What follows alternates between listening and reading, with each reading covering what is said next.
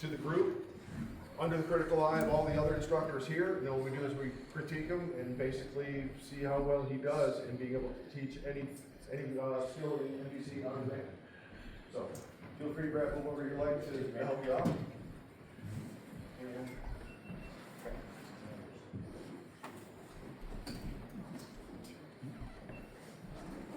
Okay, so 6-count drill. It is one of the first counter per counter drills in the MBC system. It is simply angles 1 or overhead. So simply right over here, we're going to just demonstrate real quick. So 1, 4, overhead, 1, 4, overhead, 1, 4, overhead, 1, 4, overhead. So before getting into that, people have to understand what's an angle 1 and what's an angle 4. So an angle 1 is a high right hand forehand, and angle 4 is a low backhand going into the right quadrant. So when it comes to this, you have to also know what's a meet, which is standing your ground, move inside the angle of the attack, come at the same angle. Your checking hand is going to stop the attack. From there, I'm going to feed David at angle 4. He's going to do a push-pull cruzada, and as he feeds me an overhead, I'm going to come in with a roof block.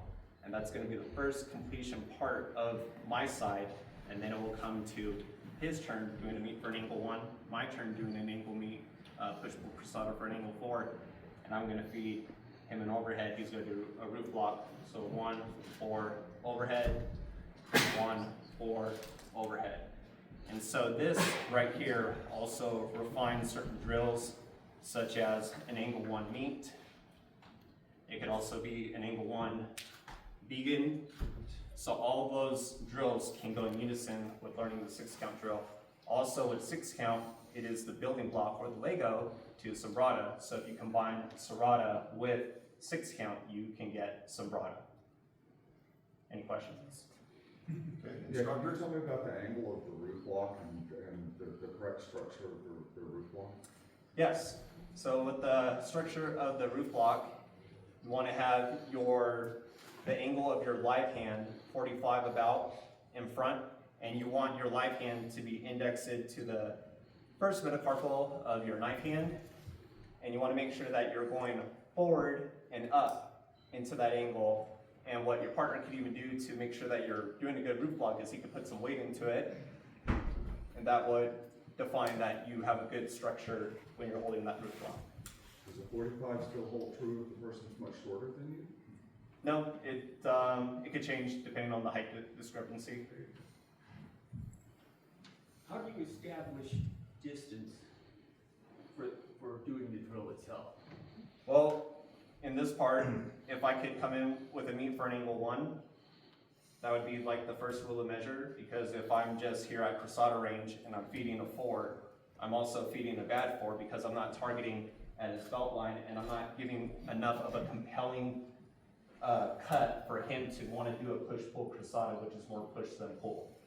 And can I just make a comment? Sure. You're too far away from each other. Okay. Because you can't touch him when you do the drill.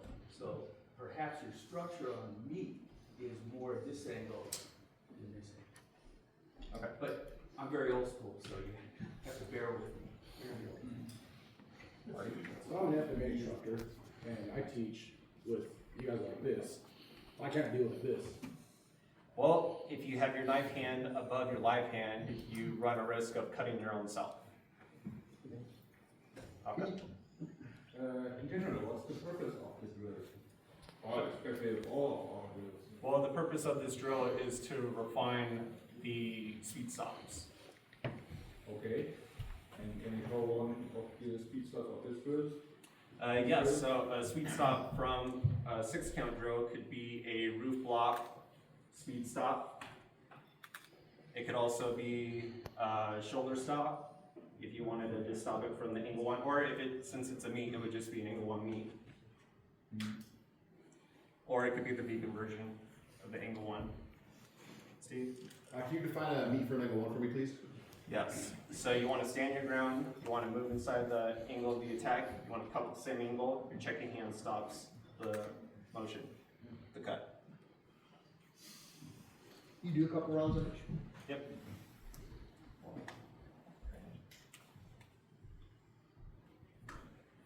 What's preventing you from actually cutting his form on the roof block? What's preventing? You're not, you're stopping. We talked about this yesterday. Yes, so I need to make sure I cut and then feed it.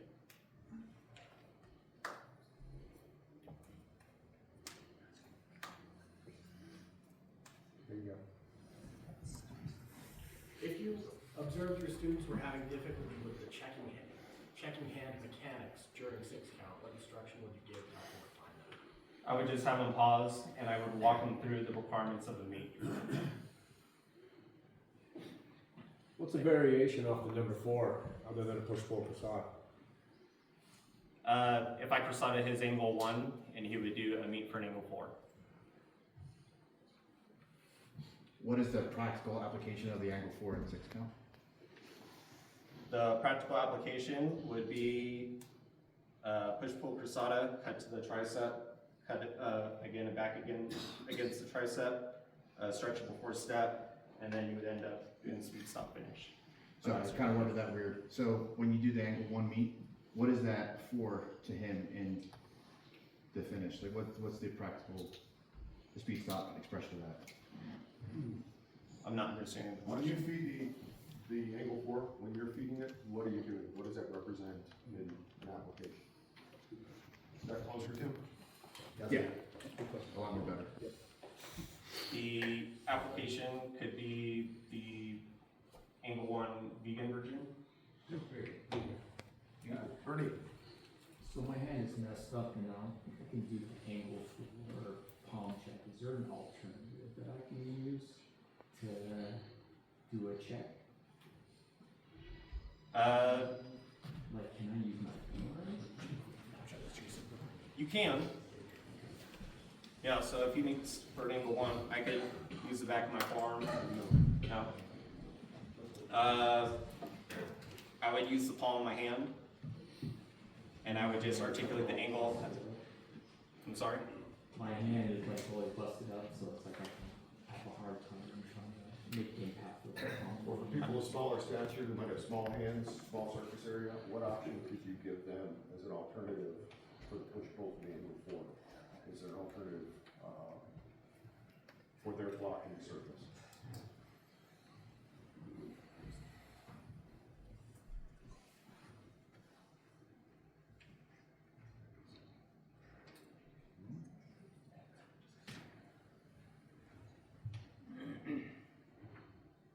What if I put it this way? I can't stop with my hand's not strong enough. Is there another way to prevent him from attacking from that angle?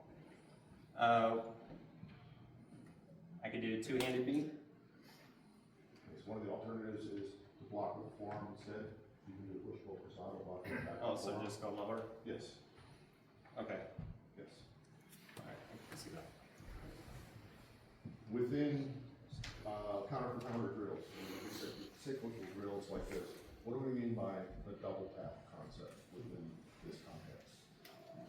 For the double tap concept, so for example, if David feeds me an angle 4, I would immediately push-pull cruzada and then cut at the tricep. Okay, so can you explain that a little bit more, how that manifests itself and how it's beneficial when you use drills to develop combative skills?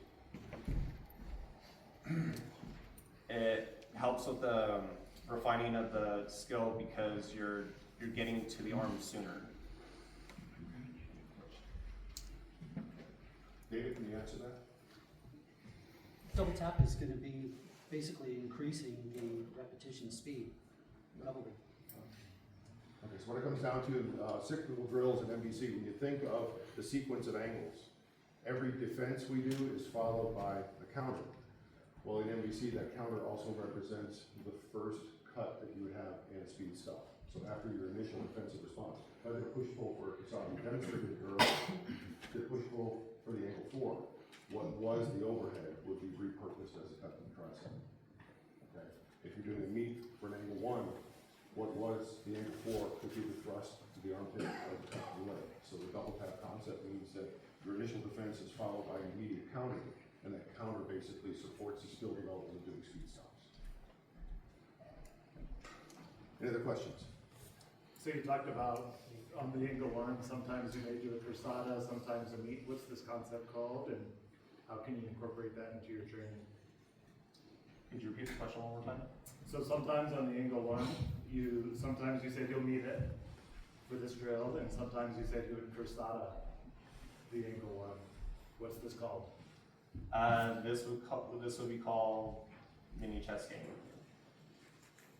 Half the time, maybe you do cursada, and half the time you meet. So it'd be 50-50.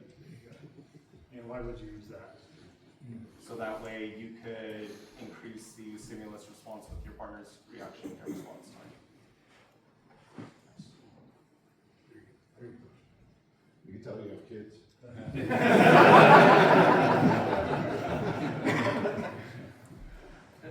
Awesome. Just one comment. I find it really effective that you demonstrated the entire drill before breaking it down. A surprising number of instructors don't do that. I mean here, but I mean as somebody who's watched a lot of martial arts videos in this time, some people just start teaching piece by piece without a newbie like me who I looking at it knowing where this is going. So I think showing the whole thing up front was a really smart move, and then breaking it down, you knew where you're going with it. Thank you, sir. So final question, let's say that you have a student, you're trying to teach somebody, and they're having an issue with an angle one knee. Okay? What would be better as a training vehicle for them, 6-count drill or Sonata? And why?